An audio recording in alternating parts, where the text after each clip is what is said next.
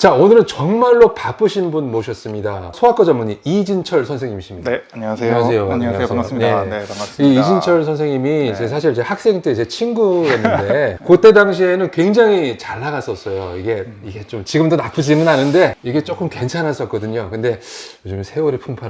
그래서 여러분들 믿어주실 게 옛날에는 정말로 괜찮은 선생님이셨다는 거예요.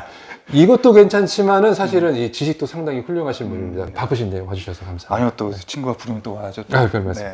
출연료는 없는 거 알고 계시죠? 알죠. 의사들은 대부분 느끼실 텐데 저녁 때 되면은 정말로 많은 분들한테 전화를 받습니다. 그 중에서 특히 갑자기 아이가 아프다 어떻게 해야 되느냐. 근데 소아과 선생님이니까 그런 밤에 전화 정말로 많이 받으실 것 같아요. 그렇죠. 여자 뭐 친척들한테도 오고 지인들하고 친구 뭐 네. 어디 뭐 동창 연락 네. 많이 오죠. 대부분 전화상으로도 해결이 됩니다. 아, 그래요? 이게 전화로도 해결이 되는 거예요? 명의시죠, 명의. 아, 뭐 명의까지 가지고 뭐.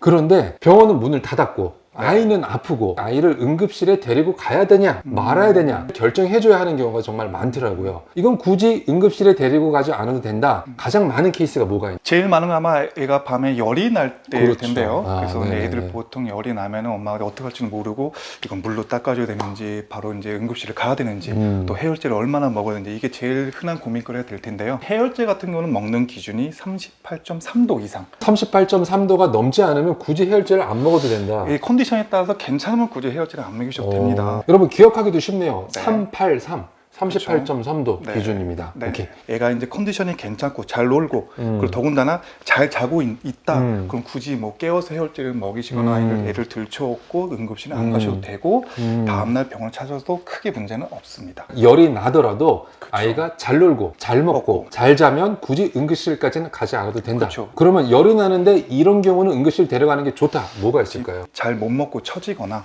애가 기운이 없어 하거나 어. 아니면 해열제를 두세 번 정도 반복되면서 복용을 시켰는데도 불구하고 열이 뭐 39도 네. 이렇게 났을 때는 한번 응급실 가봐야겠죠.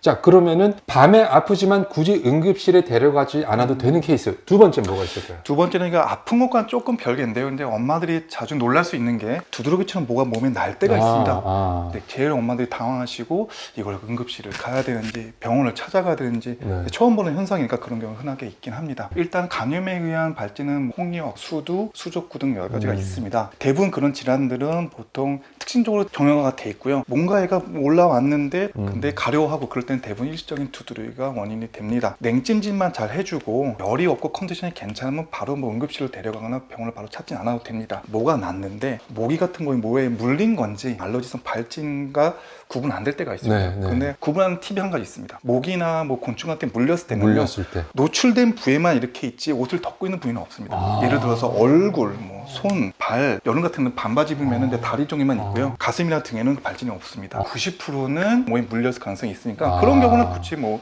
급하게 응급실 찾거나 그러지 않으셔도 됩니다. 맞아요. 뭐가 이렇게 나왔을 때 이거 뭐 물린 거야? 아니면 저절로 난 거야? 그쵸. 이게 제일 궁금할 때가 많은데 네. 위치에 따라서 이렇게 결정을 할 수가 네. 있네요. 자, 그러면은 네. 세 번째, 굳이 응급실에 데려가지 않아도 되는 상황 또 뭐가 있을까요? 낙상 사고인데요. 네. 놀다가 넘어져서 머리를 부딪힌다든가 침대에 자고 있다가 굴러서 머리를 바닥에 꿍 찢는다든가 이런 경우가 흔하게 있습니다. 얘가 뭐 뇌진탕 같은 게 생긴 거 아닌가? 뇌출혈이 생기면 어떡하냐?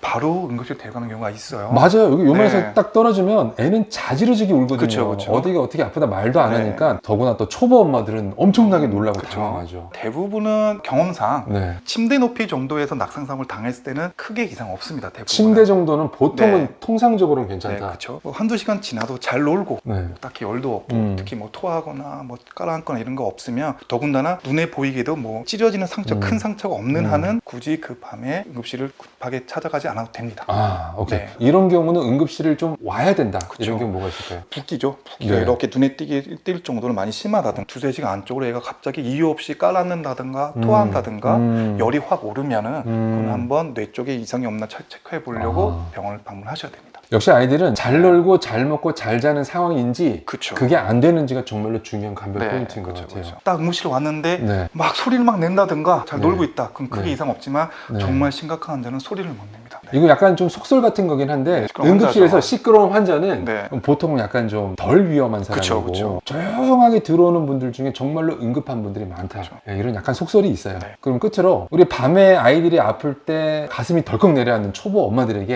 네. 마지막으로 해주실 말씀이 있다면? 초보 엄마들 같은 걱정이 많으실 겁니다. 너무 걱정하지 마시고요. 일단 제일 중요한 거는 엄마가 안정을 취하고 아이보다 엄마가 더 아픈 것 같은 상황으로 오시는 경우가 많아요. 아이는 멀쩡해 보이는데 이거 엄마가 곧 쓰러지겠다 네. 이런 분들도 많습니다. 엄마가 당황해 하시면 절대로 안 되죠. 오늘 바쁘신데 이렇게 오셔가지고 좋은 말씀해 주셔서 정말 감사드리고요. 자주 불러주십시오. 감사합니다. 네, 감사합니다. 네, 그 제가 영상 편집해서 올려보고 반응이 좋으면 자주 불러드리고 네. 반응이 좀 구리다 그러면은 네. 오늘 마지막 뵙는 아, 거예요. 오늘 마지막인 것 같습니다. 네. 네. 미리 인사 좀 드리죠. 네. 네, 그동안 감사했습니다. 네, 그동안 감사했습니다. 네.